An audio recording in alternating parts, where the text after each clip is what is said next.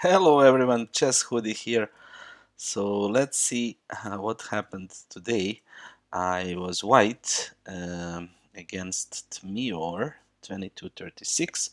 So we had the London system, and my opponent opted for a modest move, c6. After queen b6, now I have the option to defend with the rook. That's why on the previous move I developed my knight.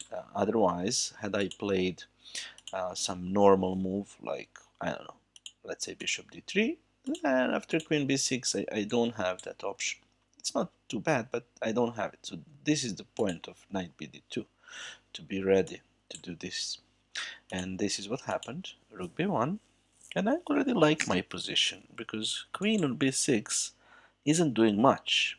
It's a thematic move, but when white cannot easily put a rook here, that's at least my opinion.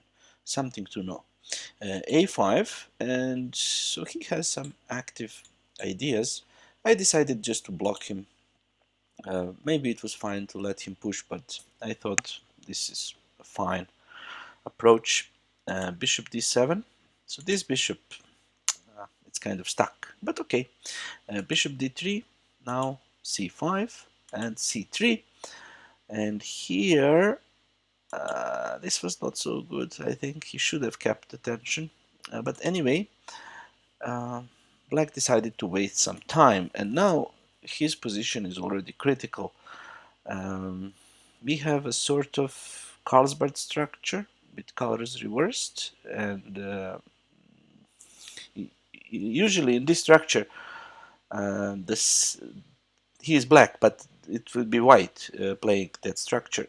He should already have his king tucked away and starting some business on the queen side, but he's far from doing that. So he is probably lost here, just positionally lost, because I will soon start my attack, and he hasn't developed yet. And here he played bishop d6, and I jumped into e5. I don't want to exchange these two bishops. Sorry. So here there is a threat already, in because of the position of the bishop and the queen is of special nature. For example, knight c6 could have been met with this double attack. Yeah, I have another knight coming there, and this is just losing. Also, if he wants to get rid of this knight, he has to be careful. If he takes here, this is also, it's just lost. If you have some experience in this kind of positions, this is just bad. I can quickly attack his weakest spot, and yeah, not pleasant.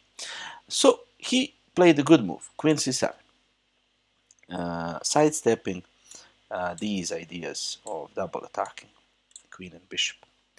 And here I pondered for some time, and I was thinking, should I go queen e2 or rook e1? And I was trying to, measure which one is better. And finally I decided to go with my queen. But then my opponent took my pawn. I totally forgot that the queen was protecting there.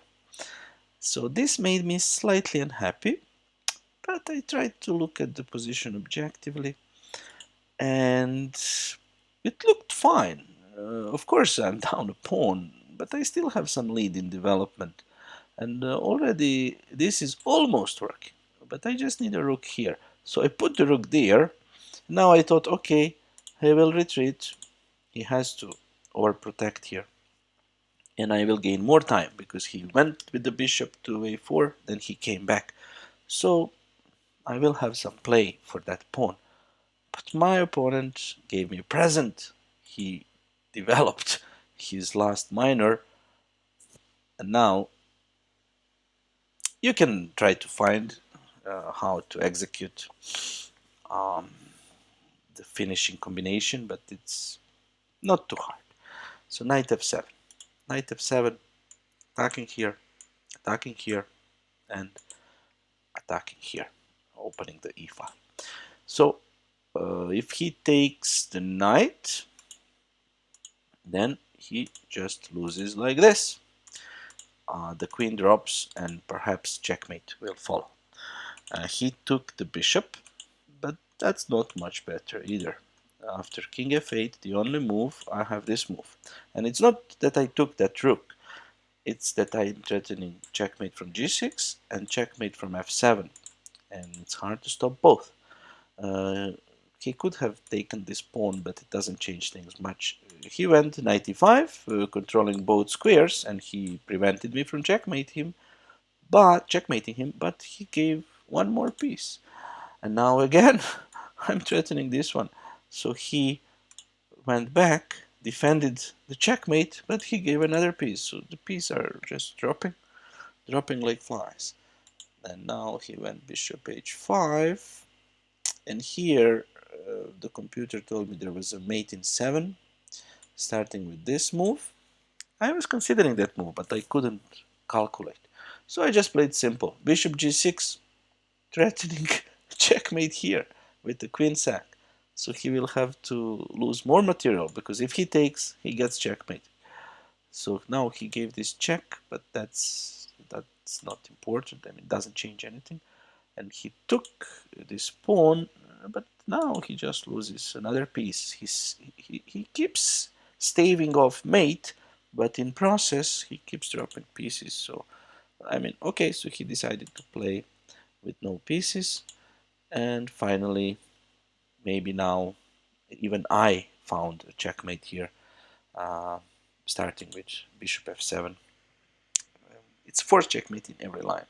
King here is actually that happened in the game, and if he takes, then rook decisively comes here, and whatever he dies, for example, this is one possible checkmate. But okay, he did not take. He went to h7, but now he gets one piece back, but that would be the last move of his game. This is how we finished 26 moves. So I was a little bit lucky. Some people might say, oh, I sacrificed the pawn. No, this was not a sacrifice. This was a blunder. I totally forgot that I need to preserve that pawn.